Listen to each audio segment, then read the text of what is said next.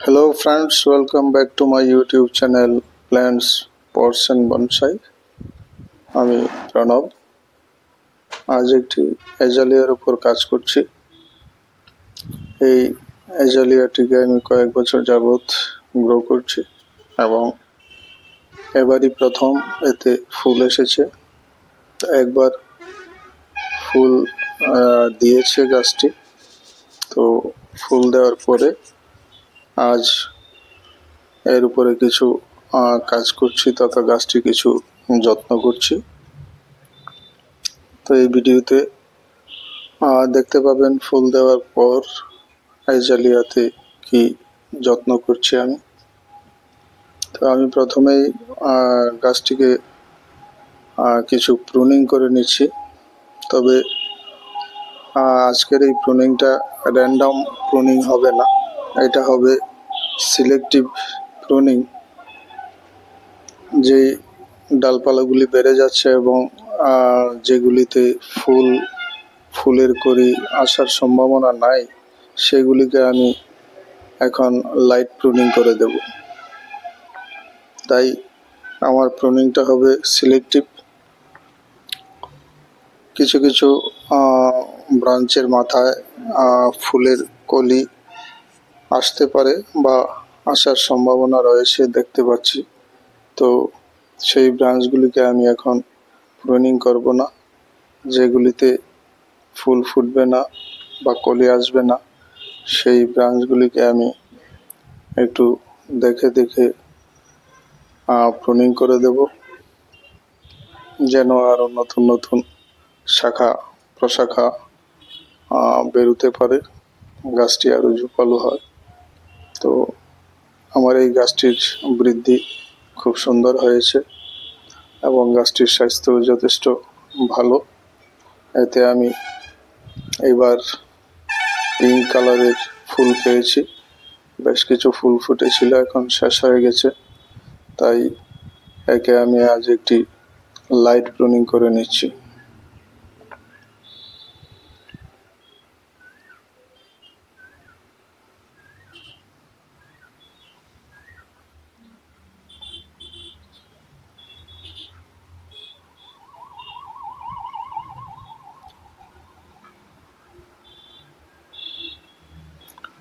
যে ডালগুলির মাথায় আমি ফুলের কুড়ি দেখতে পাচ্ছি সেগুলিকে আমি ছেড়ে দিচ্ছি, সেগুলিকে আমি আপাতত প্রুনিং করছি না।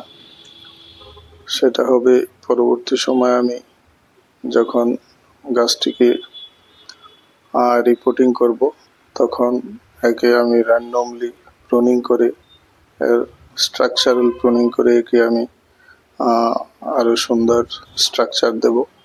সেটা হবে আমার সেপ্টেম্বর মাসে। তো এখন এটিকে লাইট প্রুনিং করে দিচ্ছি, কারণ এই গাছটি থেকে এই সিজনে আরো কিছু ফুল পাওয়ার বাকি আছে, আরো কিছু ফুল এতে ফুটবে। এতে খুব সুন্দর সুন্দর পিঙ্ক কালারের বেশ বড় সাইজের ফুল ফুটেছিল।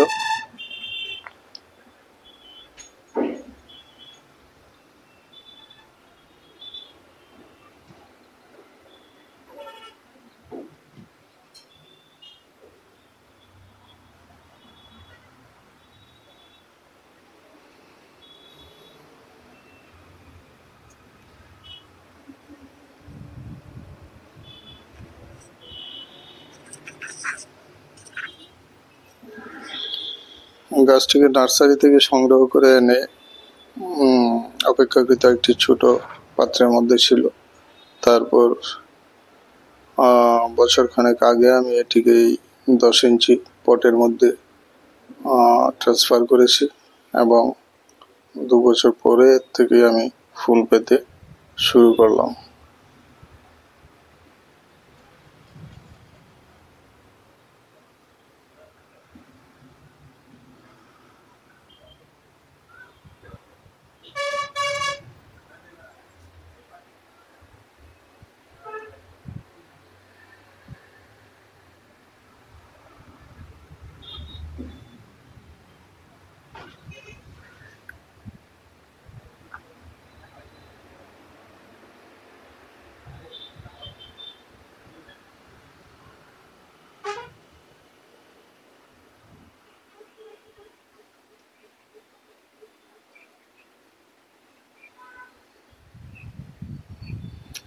আমাকে প্রতিটি ব্রাঞ্চের ডগাগুলি পর্যবেক্ষণ করে সিলেক্টিভলি প্রুনিং করতে হচ্ছে।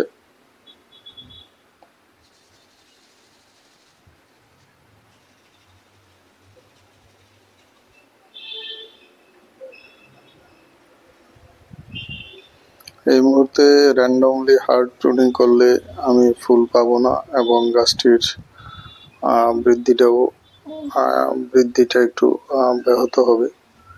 তাই আমি চাইছি এই গ্রোয়িং সিজনে গাছটি যথেচ্ছভাবে বড় হোক এবং পরবর্তী সময়ে আমি যখন সেপ্টেম্বর মাসে একে রিপোর্টিং করব তখন একে আমি হার্ড প্রুনিং করে স্ট্রাকচারাল প্রুনিং করে এর নির্দিষ্ট একটি শেপ দিয়ে দেব।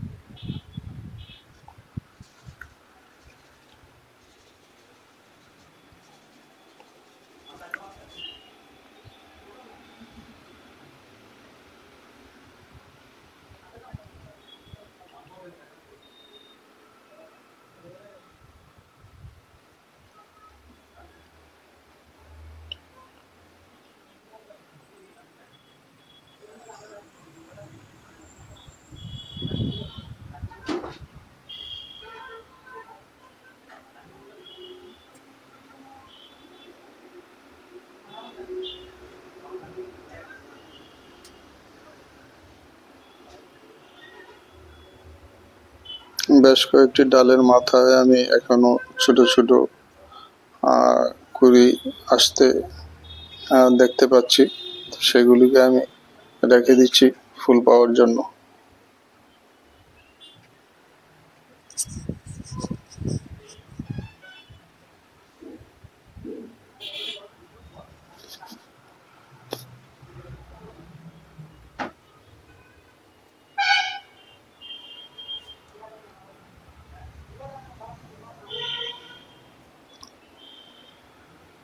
আমি এর প্রুনিং এর কাজ মোটামুটি শেষ করে নিলাম।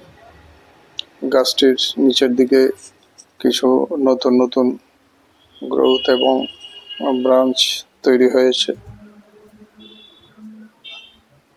সেগুলির উপর আমি পরবর্তী সময় কাজ করব। আমি এই ব্রাঞ্চগুলিকে আরো মোটা হতে দেব, একটু ম্যাচিউরড হলে তারপরে এর উপরে কাজ করব।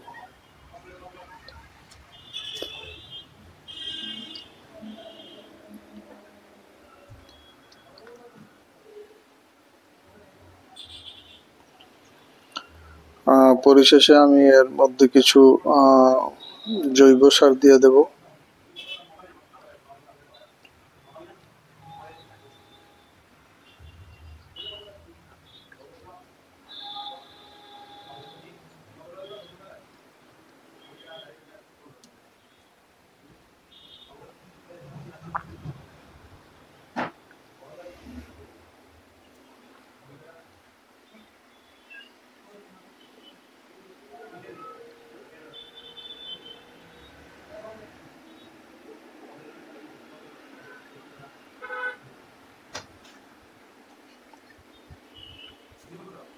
এখন টবের মাটিটা চারপাশে সামান্য খুঁড়ে দিয়ে তারপরে আমি কিছু সার প্রয়োগ করব। আমি আপাতত এতে পুরানো গোবর সারের কেক ছোট ছোট টুকরো আমি চারপাশে মাটির মধ্যে গুঁজে দেব, যেটা স্লো রিলিজ ফার্টিলাইজারের কাজ করবে। জল দিলে পরে এই গোবর থেকে, শুকনো গোবরের কেক থেকে মিনারেলস বা খনিজ খাদ্য রিলিজ হবে মাটিতে এবং গাছটি সহজে নিতে পারবে, কারণ গাছের পটের মাটি এখন খুব বেশি খুঁড়ে তারপরে সার প্রয়োগ করার সুযোগ নেই। তাই আমি এতে গোবরের কেক ব্যবহার করছি। তো এইভাবে আমি প্রথমবার ফুল দেওয়ার পর আমার অ্যাজালিয়া গাছের অ্যাজালিয়া বংশের যত্ন নিচ্ছি।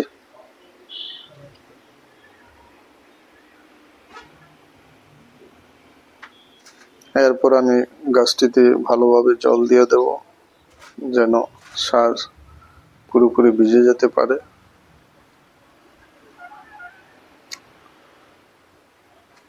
তো এই ছিল আমার আজ অ্যাজালিয়া বংশের উপর কাজ, ফুল দেওয়ার পরবর্তী সময়ে। তো ভিডিওটি ভালো লাগলে লাইক করতে ভুলবেন না। যারা নতুন দর্শক, চ্যানেলটিকে সাবস্ক্রাইব করে বেল আইকনটি চেপে দিতে ভুল করবেন না। সব ধরনের ভিডিওর নোটিফিকেশন সবার আগে পেয়ে যাবেন।